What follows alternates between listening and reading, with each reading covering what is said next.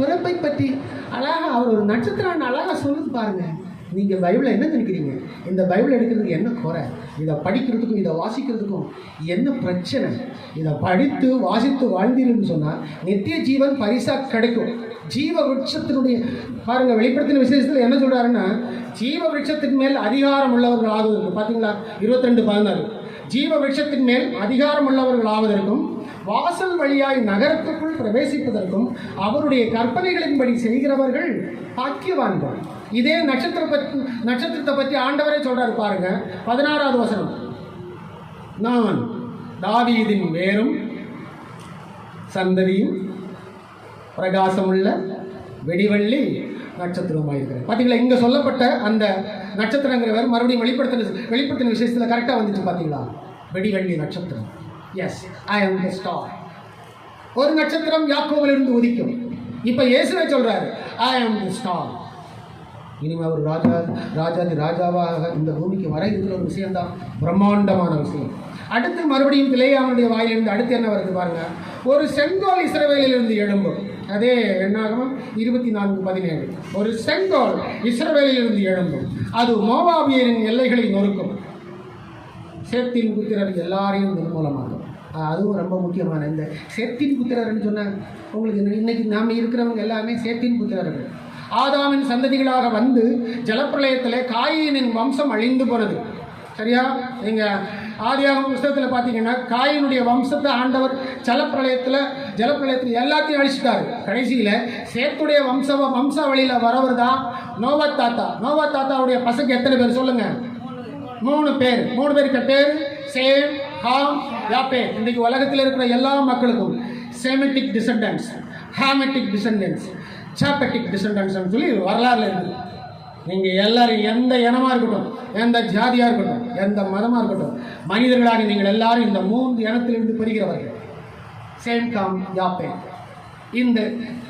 இந்த சேத்து வம்சத்தில் வரவர் தான் நோவா தாத்தா.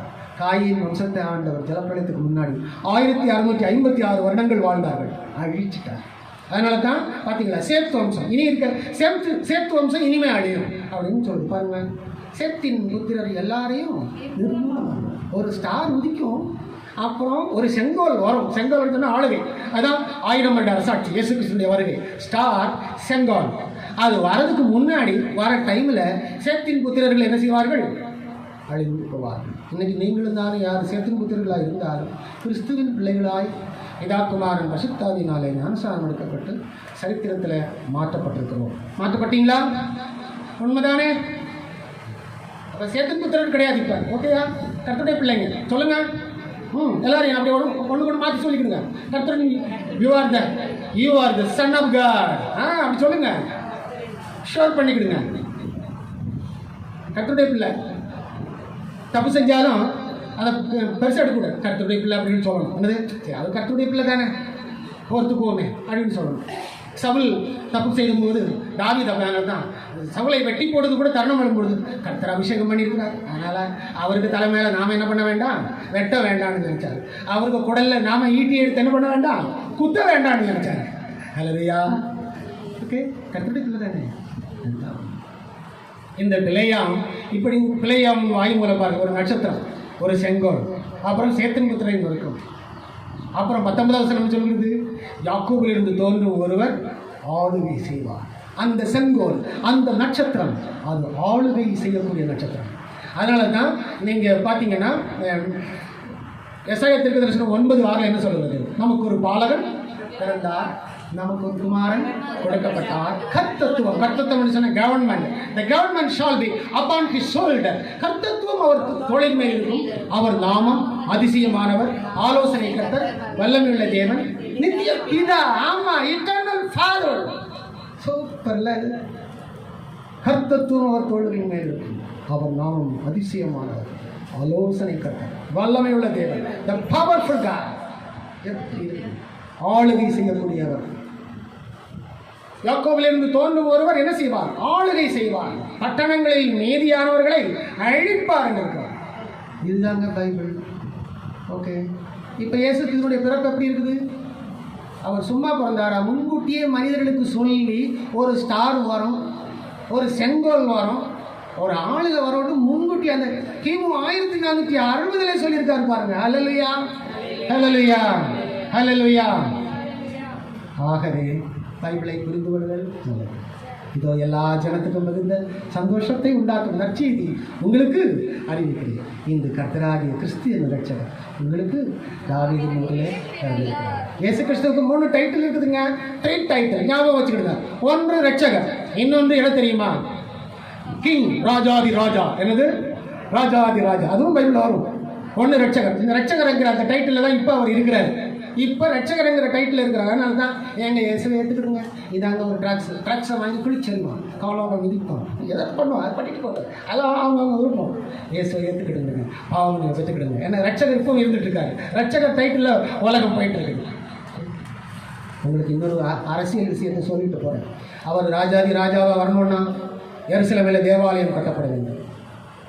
3ஆம் உலக மகா யுத்தம் வர வேண்டும். கோகு, எசேக்கியேல் 38:39, கோகு இஸ்ரவேல் மீது படையெடுக்க வேண்டும். கோகுன்னு சொன்ன யாரு? ரஷ்யா. ரஷ்யா இப்போ நீங்கள் பார்த்தீங்கன்னா சீரியா விழுந்துச்சா இல்லையா? இது தொங்கிட்டு கிடக்குதா? சீரியா விழுந்துச்சு. சீரியாவை புரட்சியாளர்கள் கையில் வச்சிருக்காங்க. புரட்சியாளர்களை விட மாட்டாங்க. ஹோலன் ஹைட்ஸ் பகுதிகளை இஸ்ரேல் பிடிச்சிக்கிட்டு, இஸ்ரேலுடைய எல்லை இப்பொழுது விரிவடைந்து கொண்டே வருகிறது.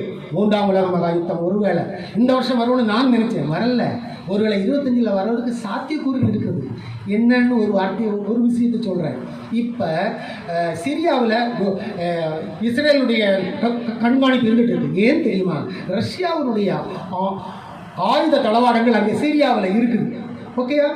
அப்போ ஒருவேளை ரஷ்யாவுடைய ஆயுத தடங்களை இஸ்ரேல் இப்போ தாக்கி அழிச்சிருச்சுன்னு சொன்னால் யாருக்கு கோபம் வரும்?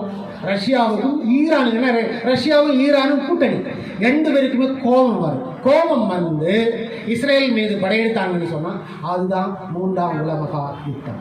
நல்லா ஞாபகம். 3ஆம் உலக மகா யுத்தங்கள் வந்துச்சுன்னு சொன்னால் கர்த்தருடைய அடுத்த நடவடிக்கை வானத்திலிருந்து சோரியம். அங்கே இஸ்ரேலில் அணு ஆயுதங்கள் இல்லைன்னு சொன்னாலும் வேறு அணு ஆயுதம் அங்கிருந்து வரும். அவ்வளோதான். தூதனை அனுப்புவார், ஏதோ ஒன்று பண்ணுவார். கல்மலையை அனுப்பலாம், பூகம்பத்தை அனுப்பலாம், பெரிய பெரிய காற்று லேண்ட்ஸ்லைடு என்று சொல்லக்கூடிய நிலச்சரிவுகளை எது வேணாலும் நடக்கும். நடந்து இஸ்ரவேலை ஜெயிக்க வைப்பார். அலாஸ்கா மசூதியை மாற்றுவார். ரஷ்யா ஒன்றும் இல்லாமல் போயிடும். ரஷ்யாவோட கூட்டணியாக இருக்கிற நாடுகள் ஒன்றும் இல்லாமல் போயிடும். யூரோப்பியன் யூனியன் மேலே வரும் பொழுது 3ஆம் தேவாலயம் கட்டப்படும். 3ஆம் தேவாலயம் கட்டப்பட்டு அந்த 7 வருஷங்கள், 7வது வருஷத்தில் இயேசு கிறிஸ்து வருவார். நட்சத்திரம் ஆளுகை செய்யும். செங்கோல் வரும். யாரும் தடுத்து நிறுத்த முடியாது. That is Bible. That is prophecy. இதுதான் பைபிள். ஏதோ நாளான்னைக்கு கிறிஸ்மஸை கொண்டாடிட்டு அப்படியே நல்ல கேக்கெல்லாம் சாப்பிட்டு அப்படியே வாயெல்லாம் தொடச்சிட்டு மறுபடியும் பழைய கொடி கதவை திறன்னு சொல்லி ஓடணுன்னா ஒன்றுமே இல்லை. நல்லா பிரியாணி சாப்பிடுங்க, நல்ல கேக்கு சாப்பிடுங்க. யார் வாங்கி கொடுத்தாலும் கொடுப்பா அப்படின்னு சொல்லி வாங்கி சாப்பிடுங்க. நல்லா ஒன்றும் சாப்பிடல, நல்லா சாப்பிடுங்க. ஆனால் இந்த விஷயங்களை மனசில் வச்சுக்கிடுங்க. இது மதம் கிடையாது. மதம்ங்கிறது பாபிலோனில் உருவாகி வேர்ல்டு ஃபுல்லாக பரவுது. இது தெய்வீகம், ஒரிஜினாலிட்டி. தெய்வீகம் என்பது இஸ்ரேலில் இருந்து உருவாகி வேர்ல்டு ஃபுல்லாக கலக்குது. பார்த்தீங்களா? மதத்துக்கு எதிராக, அதாவது தெய்வீகத்துக்கு எதிராக இந்த மதங்கள் இருக்கிறது. ஓகேயா? ஸோ மதம் உருவான இடம் வேற, தெய்வீகம், உண்மையான தெய்வீகம் உருவான இடம் வேற. அது இஸ்ரவேல் தேசம். தெய்வீகம் உருவான இடம் இஸ்ரவேல் தேசம். மதங்கள் உருவான இடம் பாபிலோன். ரெண்டும் புரிஞ்சுக்கணும். மதமா இஸ்ரேலா அப்படிங்கிறது புரிஞ்சுக்கணும். ஹல்லேலூயா. இதை பற்றி பேசணும் இன்னும் நிறைய இருக்குது. செம்ம வேர்ல்டு ரெக்கார்டு இருக்குது. நான் நிறுத்துறேன். நீங்கள் வீட்டுக்கெல்லாம் போகணும் இல்லையா? God bless you all. அதனால் ஒரு வல்லமையுள்ள தேவன் நம்மோடு கூட இருக்கிறார். ஒரு வல்லமையுள்ள தேவன் உங்களை தெரிஞ்சுக்கிறார். ஒரு வல்லமையுள்ள தேவனுடைய கருத்தில் நீங்கள் இருக்கிறீங்க. அவருடைய அழைப்புக்கு பாத்திரவான்களை நிலைநின்று கொள்ளுங்கள்.